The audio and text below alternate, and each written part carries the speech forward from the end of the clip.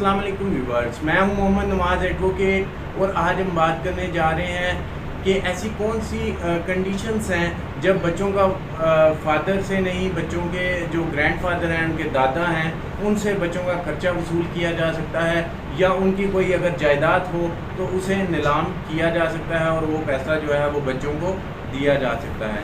इन conditions पे आज हम बात करेंगे कि दादा की क्या जिम्मेदारी है। दादा जो है वो अपने पोते पोतियों का, जो उसके ग्रैंड चिल्ड्रन हैं, उनका खर्चा उठाने का किस तरह से उसके ऊपर ये जो है कानून लागू होता है और क्या मामला चलते हैं, तो इस पे आज हम बात करेंगे।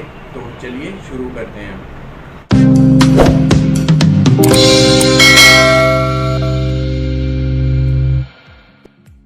जी व्यूअर्स, जैसा कि आपको मालूम है, आज हम बात करने जा रहे हैं कि बच्चों के ग्रैंडफादर से किस तरह से बच्चों का जो खर्चा है वो वसूल किया जा सकता है। तो इसके लिए क्या क्या कंडीशंस होती हैं, किन मामलात में जो बच्चों का ग्रैंडफादर है वो बच्चों का खर्चा देगा।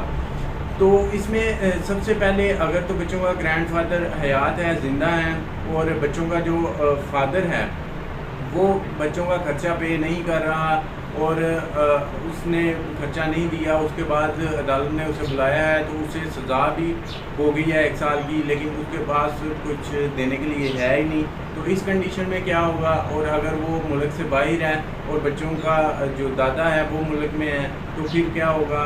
तो इस तरह से जब भी आपको मैं शुरू से बताता हूँ कि जब भी आप मेंटेनेंस का खर्चे का दावा करें कोर्ट में, आम तौर पे जो लॉयर्स होते हैं वो दावे में सिर्फ जो बच्चों का बाप होता है उसे पार्टी बनाते हैं। लेकिन अगर आपको खदशा हो कि बच्चों का जो फादर है वो खर्चा नहीं पे करेगा तो फिर आप लाजमी तौर पे बच्चों का जो ग्रैंडफादर है, उनका दादा है, उसे भी कोर्ट के अंदर केस के अंदर पार्टी बनाया जाए।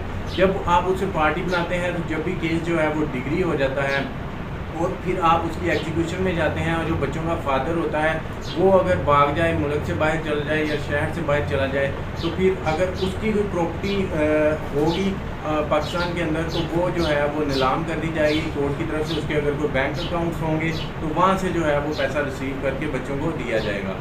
तो इन कंडीशंस के अंदर जो बच्चों का फादर है पहले उसे ही उसके ऊपर ही लाइबिलिटी आएगी कि वो बच्चों का जो खर्चा है वो मामलात हैं उससे ही वसूल किए जाएँ, चाहे उसके बैंक अकाउंट से, चाहे उसकी प्रॉपर्टी नीलाम करके।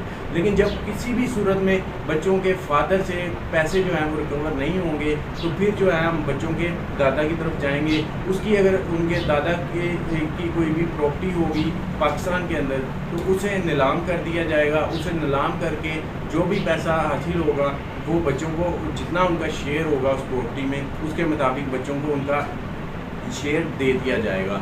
और अगर उनके दादा की भी कोई प्रॉपर्टी मौजूद नहीं होगी तो फिर दादा को जो है वो मंथली खर्चा पे करने के लिए कहा जाएगा। मंथली जो भी खर्चा बच्चों का अदालत जो है फिक्स करेगी वो खर्चा जो है उनके बच्चों के दादा को पे करना पड़ेगा। अगर वो पे नहीं करेंगे तो फिर उसके लिए भी कोर्ट जो है वो अपनी डिस्क्रिप्शन के मुताबिक, अपनी मर्ज़ी के मुताबिक जो है वो फैसला करेगी।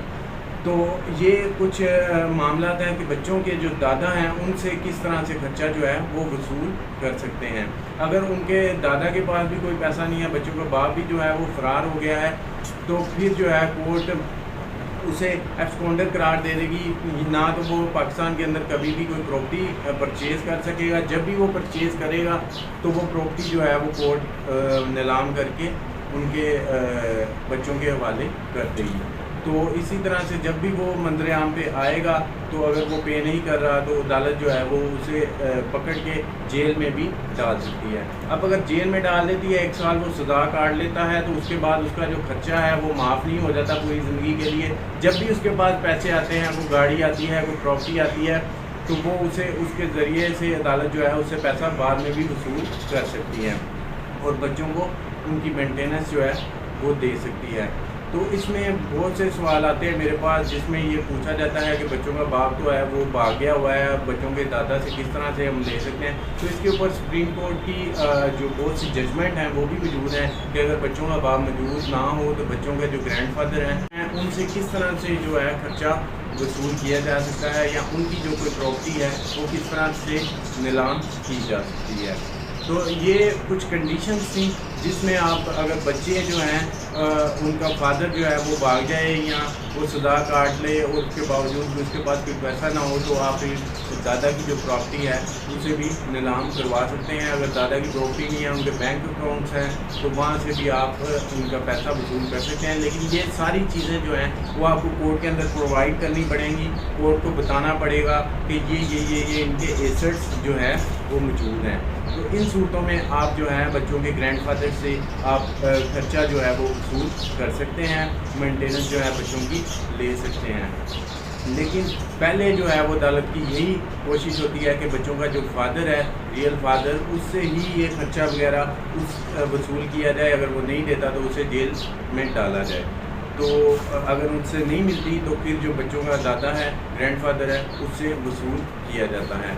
तो जब भी आप कोशिश करें, अगर आप मोस्टली लॉयर करते हैं, अगर आपको खर्चा हो कि बच्चों का फादर खर्चा नहीं देगा, तो आप अपने जो भी आप लॉयर करवाएं, जो भी आप वकील हायर करें, उसे आप ये बताएं कि हमें खर्चा है कि जो बच्चों का फादर है वो खर्चा नहीं देगा, हमें डर है कि वो भाग जाएगा। तो फिर आप इसमें जो है बच्चों के दादा को भी पार्टी बनाएं और सुप्रीम कोर्ट की ऑर्डर जजमेंट्स की रोशनी के अंदर जो है फिर कोर्ट जो है वो खर्चा जो है वो बच्चों के ग्रैंडफादर से वसूल करके बच्चों को देंगे।